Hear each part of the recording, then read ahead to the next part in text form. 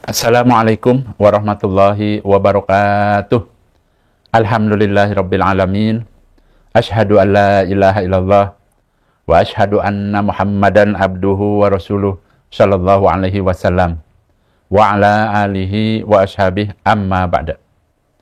Bapak Ibu yang dirahmati Allah, kembali di sini saya akan memberikan bimbingan dan juga penjelasan-penjelasan yang berkaitan dengan pelaksanaan ibadah umroh. Di dalam pelaksanaan ibadah umroh ini, ada orang yang berangkat umrohnya itu langsung ke Mekah, ada juga ya, dari tanah air, dari Indonesia itu langsung menuju ke Madinah. Nah, berarti Bapak Ibu semuanya ya, akan berkesempatan berkunjung ke kota Madinah, walaupun berangkatnya ke Mekah terlebih dahulu, karena ujung-ujungnya yang ke Mekah pun nantinya akan ke Madinah untuk berziarah, untuk beribadah di tanah suci, ya, yaitu Madinah. Ya, insya Allah seperti itu. Nah, untuk yang umroh ini, baik itu yang baru pertama kali maupun yang sudah pernah umroh, ya, silahkan untuk mempersiapkan diri, ya, siapkan bukunya, pulpennya untuk mencatatnya. Ya, karena apa? Karena ini penting dan baru pertama kali Abah akan buatkan videonya. Ya, karena Abah terus belajar dan belajar sehingga menambah keilmuannya, dan di sini Abah akan sampaikan, yaitu Abah akan menjelaskan ya, adab seseorang pada saat berziarah ke Masjid Nabawi, ya, masjidnya Nabi, dan juga adab pada saat berziarah ke makam Nabi dan juga makam kedua sahabat Nabi. Pada saat seseorang berkunjung ke kota Madinah, berkesempatan tadi ya, beribadah di Masjid Nabawi sekaligus bisa ziarah ke makam Nabi dan dua sahabatnya. Kenapa? Karena makam Nabi dan dua sahabatnya berada di dalam Masjid Nabawi. Nah, yang pertama, silahkan dicatat. Yang pertama yaitu disunahkannya memakai pakaian yang bersih dan wangi. Nah, itu sunahnya. Ya, berdasarkan firman Allah, ya, A'udzubillahi minasyaitonirrajim, khudu zinatakum inda kulli masjid. Ya, ada dalam surah Al-A'raf ayat 31. Ya. Ambillah perhiasan kalian ketika setiap ke masjid. Maksudnya, pada saat seseorang akan datang ke masjid, supaya memakai pakaian yang tadi, yang bersih, yang suci, yang wangi. Itu adabnya pada saat akan masuk ke masjid. Kemudian yang kedua. Yang kedua, disunahkan untuk berdoa ya, sebelum masuk masjid. Ya, berdasarkan dalil an Fatimah binti Rasulullah sallallahu alaihi wasallam, qalat kana Rasulullah sallallahu alaihi wasallam idza dakhala al masjid yaqulu bismillahi wassalamu ala Rasulillah Allahumma gfirli dunubi waftahli abwaba rahmatik. Nah, hadis ini ada dalam hadis riwayat Imam Muslim, terdapat juga dalam hadis Abu Dawud, terdapat juga dalam hadis Tirmidzi dan juga Ibnu Majah. Jadi bisa diamalkan hadis ini, ya, yaitu pada saat Bapak Ibu masuk ke masjid. Di sini kan kita sedang membahas Masjid Nabawi. Jadi setelah Bapak Ibu berwudu, tadi yang pertama ya, berwudu, bisa wudunya di hotelnya, atau juga barangkali kalau batal ya silahkan berwudu di area masjid di luar.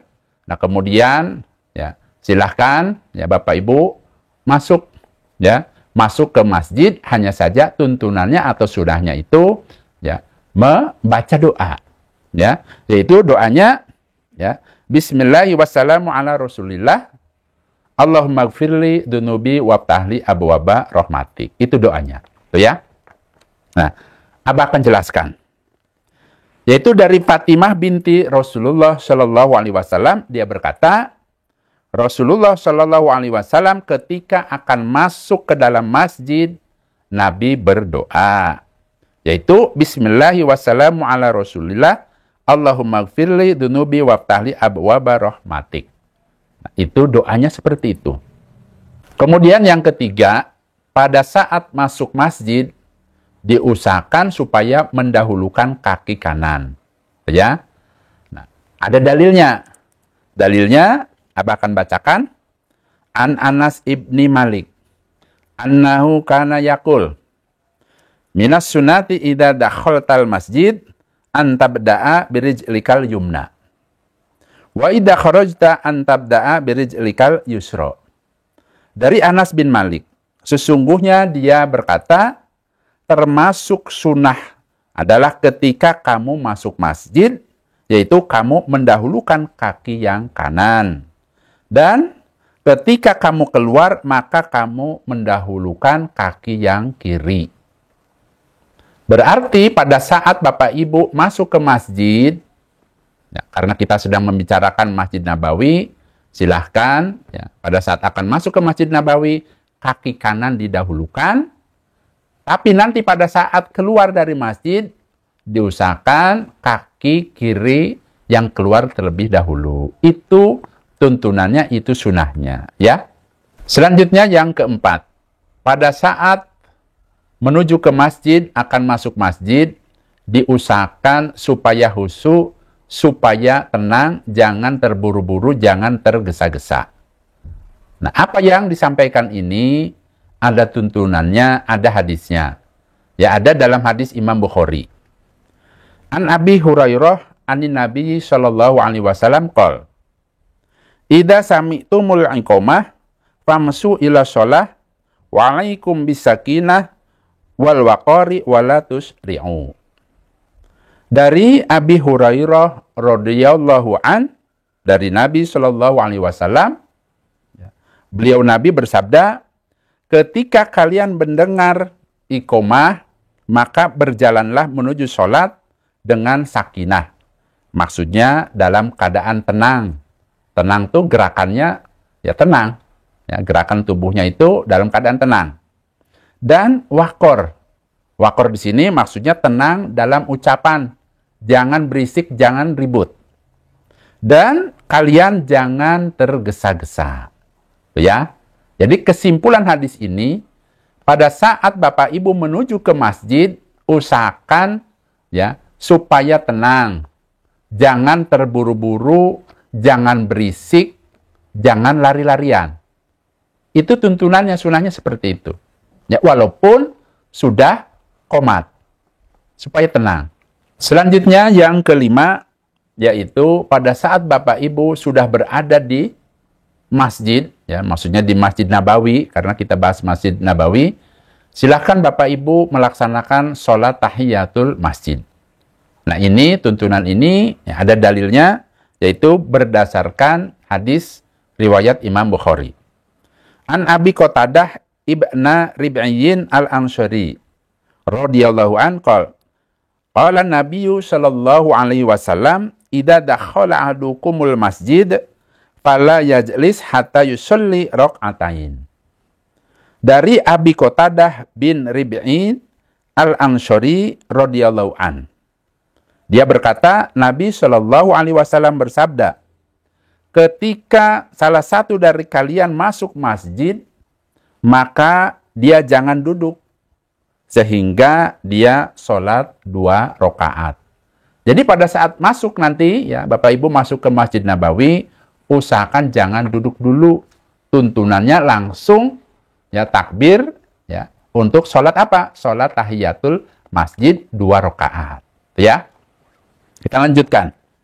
Yang keenam yaitu silahkan ya bagi laki-laki, karena sunahnya itu laki-laki ya untuk berziarah ke makam Nabi. Ya. Bahkan sudah disiapkan oleh pengatur di sana. Ada jalur khusus untuk laki-laki disiapkan untuk berziarah ke makam Nabi dan 2 sahabatnya. Nah, berarti yang keenam ini, ya, silahkan bapaknya ini datang ke kuburan Nabi, ya, dengan menghadapkan wajah pada kuburan dan membelakangi arah kiblat. Jadi pada saat ziarah ke makam Nabi, usahakan wajahnya, ya, tubuh kita itu menghadap ke arah makam Nabi. Itu tuntunannya, dan posisinya memang pada saat berada di situ berarti membelakangi apa? Membelakangi kiblat. Kemudian yang ketujuh, pada saat sudah berada di hadapannya itu kan berhadapan dengan makam Nabi, ya, makam Nabinya ada di dalam, silahkan mengucapkan salam ke Nabi, yaitu Assalamu alayka ya Rasulullah. Ya, berdasarkan dalil, ada tuntunannya, ada dalilnya. Abah akan bacakan, ya. An Abi Hurairah anna Rasulullah sallallahu alaihi wasallam qol ma min ahadin yusallim alayya illa radallahu alayya ruhi hatta arudda alaihi salam. Dari Abi Hurairah radhiyallahu an, sesungguhnya Rasulullah sallallahu alaihi wasallam bersabda, tidak ada seorang pun yang mengucapkan salam kepadaku kecuali Allah akan mengembalikan ruhku kepadaku sehingga aku bisa menjawab salamnya. Nah, berarti pada saat seseorang memberi salam kepada Nabi, Allah akan mengembalikan ruh Nabi sehingga Nabi menjawab salamnya orang tersebut. Jadi silahkan mengucapkan salam ke Nabi. Ya, tadi ya, caranya yaitu Assalamu alayka ya Rasulullah. Ya, cukup seperti itu. Selanjutnya yang ke-8, pada saat selesai mengucapkan salam ke Nabi, silahkan melangkah ke depan, langkahkan kaki kurang lebih 1 langkah, ya setengah meter, kemudian menghadap ke makamnya Abu Bakar Siddiq radhiyallahu an. Ya, selanjutnya ucapkan salam. Ya, cara mengucapkannya atau bacaannya yaitu Assalamu alayka ya Abu Bakar. Cukup seperti itu. Berdasarkan dalil, ya, ada dalam hadis riwayat Baihaqi, An-Nafi anna ibna Umar kana idza qadima min safarin dakhalal masjid suma'atal qabra faqala Assalamu alayka ya Rasulullah. Assalamu alayka ya Abu Bakar. Assalamu alayka ya Abatah. Ya, itu hadisnya, tuntunannya. Dari Nafi, sesungguhnya Ibnu Umar ketika pulang dari safar itu maksudnya bepergian, ya.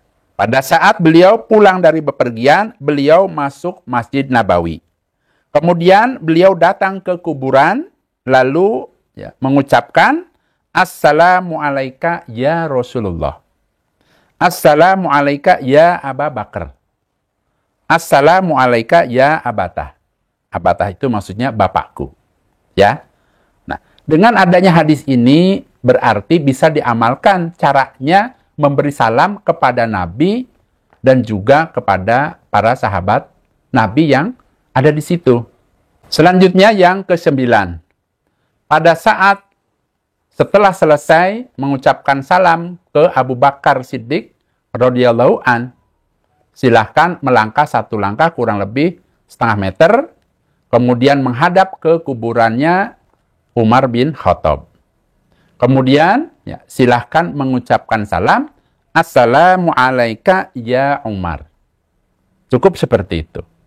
Nah, dengan adanya penjelasan ini ya, dari mulai nomor 7, nomor 8 dan 9 tadi sudah dibacakan hadisnya, cara mengucapkan salam kepada Nabi, cara mengucapkan salam kepada sahabat Nabi. Nah, itu tadi hadisnya yang di nomor 8. Jadi caranya seperti itu, ya. Ingat, ya saya ulangi, kalau ke Nabi bagaimana? Assalamu alayka ya Rasulullah. Kemudian, ya, ke Abu Bakar, Assalamu alayka ya Abu Bakar. Kalau ke Umar bin Khattab, yaitu Assalamu alayka ya Umar. Cukup seperti itu, ya, sesuai dengan hadisnya.